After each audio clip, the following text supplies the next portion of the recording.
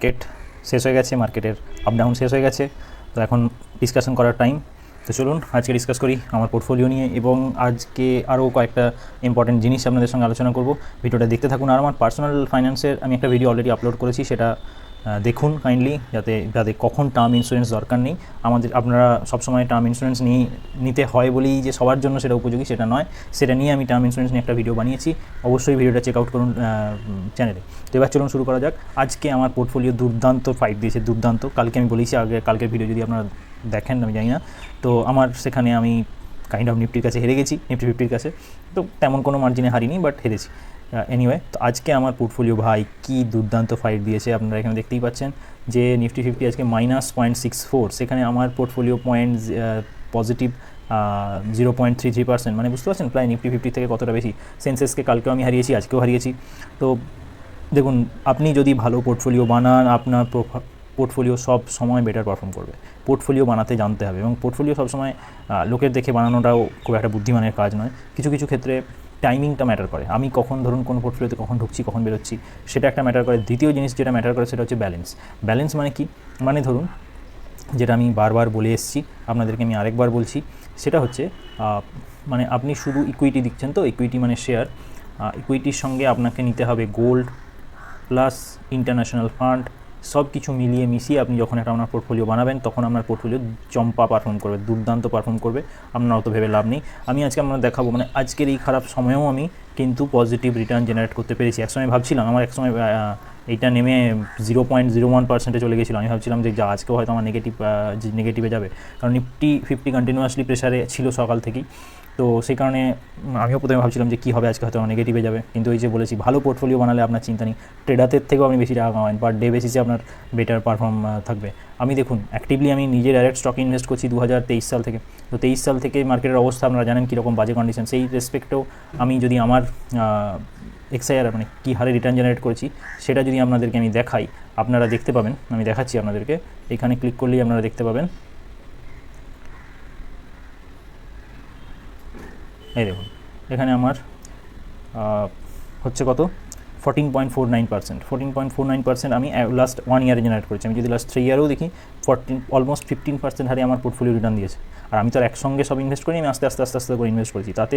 আর সেখানে নিফটি 50 কত কিসে দিয়েছে দেখুন, নিফটি 50 মাত্র 4.49%। তো দেখতে পাচ্ছেন প্রায় 10%-এ আমি নিফটিকে আউট পারফর্ম করেছি। তো তার জন্য ভালো করে আমার ভিডিওগুলো লক্ষ্য করুন, চেষ্টা করুন যেগুলো বলছি সেগুলো একটু শুনতে মনোযোগ দিয়ে আপনারাও ভালো পোর্টফোলিও তৈরি করতে পারবেন। চলুন আজকে একটা কোম্পানি নিয়ে ডিসকাস করি, যেটা আজকে আমাদের হওয়ার কথা ছিল।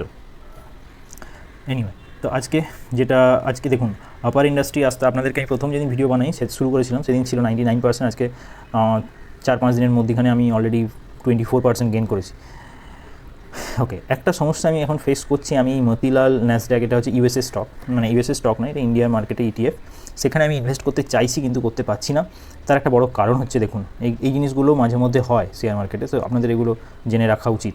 সেটা হচ্ছে, এই দেখুন, এখানে আমি যখন আজকে কেনার চেষ্টা করছিলাম, আমি এখানে কোনো বায়ার মানে সেলার পাচ্ছিলাম না। মানে সবই বায়ার, মানে যারা চাইছে সবাই কিনতে চাইছে, কিন্তু কোনো বিক্রি করার লোক নেই। ফলে আমি আর ট্রেড নিতে পারছি না, মানে আমি আর কিনতে পারছি না। তো এটা একটা সমস্যা হয়। এটা লাইভ মার্কেটে গেলে এই প্রবলেমটা আপনাদেরকে আমি দেখাতে পারতাম। এখন যেহেতু লাইভ নেই মার্কেট, তো সে কারণে দেখাতে পারছি না। তো যাই হোক, আজকে এইটাই ছিল। আর আমি আজকে একটা কোম্পানি নিয়ে আমি আজকে করছি, যেটা অলরেডি আমার খুব খারাপ পারফরমেন্স দিচ্ছে। সেই একটা কোম্পানি, সেটা হচ্ছে কেপিট টেকনোলজি। কেপিট টেকনোলজি একটা সময় দুর্দান্ত সবাইকে রিটার্ন দিয়েছে, কিন্তু এখন খারাপ। আমার অবস্থা দেখুন, -46%, মানে আমি যা ইনভেস্ট করেছি প্লাস 50% ওয়াইপ আউট হয়ে গেছে। কিন্তু তাতেও আমি কিন্তু টিকে আছি। এই বুকের এই সাহসটা খুব ইম্পর্টেন্ট, ঠিক আছে? স্টক মার্কেটে আপনি আসছেন অথচ সাহস নেই, তাহলে হবে না বাবা, ঠিক আছে? সাহসটি আপনাকে রাখতে হয়। এই যে 50% ডাউনে বসে আছি, স্টিল আমি ধরে নিয়ে বসে আছি, এটা কিন্তু চারটিখানি কথা নয়। আমি যা এখানে ইনভেস্ট করেছি তার 50% চলে গেছে, মানে ভাবুন, স্টিল। কারণ আমার এই কোম্পানিটার উপর আমি বলছি না যে কোম্পানিটা, আমার পার্সোনালি এই কোম্পানিটার উপর ভরসা আছে, মনে হয় যে এই কোম্পানিটা বেটার পারফর্ম ভবিষ্যতে করতে পারে, ঠিক আছে? কিন্তু তার জন্য আমাকে এই যে এইখানে আমি ভরসা রাখতে পেরেছি, কারণ আমার পোর্টফোলিওতে অলরেডি 5টা মাল্টিব্যাগার আছে। আমি জানি যে এখানে যেটা লস হয়েছে আমি অলরেডি অন্য জায়গা থেকে তুলে নিচ্ছি পার ডে বেসিসে। সেই কারণের জন্য আমি এটাকে ধরে রাখতে পেরেছি এই স্টকটা। তো সেই জিনিসগুলো কিন্তু খুব ইম্পর্টেন্ট। মানে যখনই প্যানিক করে বেরিয়ে যাওয়ারও কিছু নেই, আবার কোনো স্টক ভালো পারফর্ম করছে বলে সেখানে আমি কন্টিনিউয়াসলি ঢুকে যাবো, সেরকমও না। একটা ব্যালেন্স যখনই মেনটেন করবেন স্টক মার্কেট, পয়সার মেশিন তৈরি হয়ে যাবে একটা।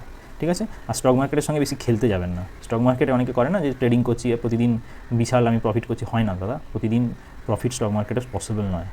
প্রফিট পসিবল আপনি যদি ধরা মানে সঠিকভাবে ইনভেস্ট করেন, দুর্দান্ত টাকা কামাতে পারবেন, যে কোনো জায়গার থেকে বেশি টাকা কামাতে পারবেন, তার জন্য দাদা একটু সময় দিতে হবে।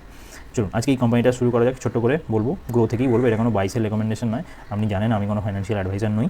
তো যাই হোক, আপনি দেখুন, যতটুকু শেখার চেষ্টা পারেন সেটুকু দেখুন। তো ফার্স্ট হচ্ছে আমি চলে যাই ফান্ডামেন্টালস এখানে দেখছেন মার্কেট ক্যাপ 16,976 কোটি টাকা, এটা কাইন্ড অফ মিড ক্যাপই বলতে পারেন। আচ্ছা, return on equity 18% is excellent. P ratio 29.17, industry P থেকে একটু বেশি। পি মানে হচ্ছে প্রাইস পার ইকুইটি, এটা একটা ভ্যালুয়েশন ম্যাট্রিক্স, একটা ম্যাট্রিক্স, ভ্যালুয়েশন অনেক ম্যাট্রিক্স আছে, তার মধ্যে এটা সবচেয়ে পপুলার। তো যাই হোক, এটার মোটামুটি ফেয়ার ভ্যালুড বলবো না, বাট হ্যাঁ ঠিক আছে, খুব হাইলি ওভার ভ্যালুড নয়, একটা সময় ওভার ভ্যালুড হয়ে গেছিলো এই স্টকটা, তো সেই কারণের জন্যই এই কারেকশনটা আমরা এখন দেখতে পাচ্ছি। আচ্ছা, এর ক্ষেত্রে বড় ইম্পর্টেন্ট পয়েন্ট হচ্ছে ডেট টু ইকুইটি রেশিও 0.24, ওটা একদমই ঠিকঠাক, মানে কোনো অসুবিধা নেই। ইয়ারলি প্রফিট আমি যদি দেখি 2025-এ প্রফিট করেছে 40.28%, ইটস ভেরি গুড। তারপরে হচ্ছে রিটার্ন দিয়েছে, দেখুন থ্রি ইয়ারে রিটার্ন দিয়েছে, প্রফিট হয়েছে তো 45%। আমি আর অল ফাইন্যান্সিয়ালে ঢুকছি না, এদের ক্যাশ রিজার্ভটা একটু দেখে নিই। আপনাদের এইটা আমি জানি না আপনারা জানেন কি না, যে কোনো জিনিসের, যে কোনো কোম্পানির ক্যাশ ফ্লোটা খুব ইম্পর্টেন্ট। এই দেখুন, ক্যাশ ফ্লোটা এখানে positive, cash flow positive is very good, important. Operating activity থেকেও ক্যাশ ফ্লো দেখি কন্টিনিউয়াসলি কিন্তু বেড়েছে, ইয়ে থেকে। Cash flow from investing activities মানে কোম্পানি ইনভেস্ট করছে, ঠিক আছে, তাহলে সেখানে কোম্পানির ক্যাশ যাবে এবং কন্টিনিউয়াসলি কোম্পানি কিন্তু ইনভেস্ট করছে। ফাইন্যান্সিং অ্যাক্টিভিটিস থেকেও কোম্পানির, মানে কাউকে হয়তো বেতন দিচ্ছে বা কোথাও যে ডিভিডেন্ড দিচ্ছে, তো সেই সব জিনিসগুলো থেকেও কোম্পানির কিছুটা টাকা বেরোয়। তো ওভারঅল সব কিছু মিলিয়েও যদি আপনি নেট ক্যাশ দেখেন, কন্টিনিউয়াসলি কিন্তু পজিটিভে আছে এবং বাড়ছে, তার মানে কোম্পানির ফাইন্যান্সিয়াল স্ট্রং আছে, ঠিক আছে। এবার যেটা আপনি নেগেটিভ যেটা এখন দেখছেন, সেটা হচ্ছে আপনার একটা কারেকশন হচ্ছে, ঠিক আছে। এরপরে আমরা আসি যে শেয়ার হোল্ডিং প্যাটার্নে দেখুন, প্রোমোটার মোটামুটি ভালোই আছে 38%, বাকি সব পাবলিক এখানে একটু বেশি আছে, যদিও পাবলিকের ভরসা আছে দেখছি এই স্টকের উপর। তো ডিআইআই এফআইআই মিলিয়েও প্রায় 36% মতো আছে, is good, no problem. Promoter সেখানে 38%, মানে সব মিলিয়ে যদি আমি স্মার্ট ইনভেস্টর বলি প্রায় 70-80%, তো which is good for a company. এই মোটামুটি আজকের এই স্টক ছিল, এটাতে এখন আমার 50% লসে চলছে, still I am holding it, let's see কোথায় গিয়ে এটা শেষ হয়, আমি কি আপডেট আপনাদেরকে দিতে থাকবো। আর আমার কথা শুনে ইনভেস্টমেন্ট করতে যাবেন না, I am not a financial expert, so আপনারা নিজের রিসার্চ করুন, নাহলে কোনো ফাইন্যান্সিয়াল অ্যাডভাইজারের পরামর্শ নিন। আমি আমার পার্সোনাল ইন্টারেস্টে পোর্টফোলিও বানিয়েছি এবং সেটা আপনাদের সঙ্গে শেয়ার করছি। থ্যাংক ইউ, কাল আবার দেখা হবে।